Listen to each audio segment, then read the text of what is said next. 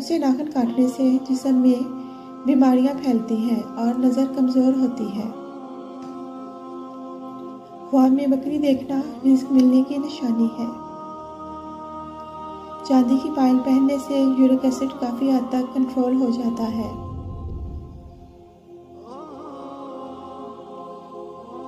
अंधेरे में नहाने की आदत अपनाई जाए तो डर की बीमारी ख़त्म हो जाती है। ज़्यादा देर तक जवान रहना है तो रोज़ाना 2 चीज़ें नहार में उठकर खा लो, नारियल और खजूर। बुरे लोगों की दुआ लेने से ज़िंदगी में कामयाब होने की दलील है। चने की दाल में सौंफ मिलाकर खाओ, जवान रहोगे। माहिरीन ग़िज़ायात का कहना है कि अगर पुदीने का कहवा रोज़ाना 1 प्याली सुबह शाम पिया जाए तो न सिर्फ मैदा दुरुस्त रहता है बल्कि चेहरे पर निखार आता है।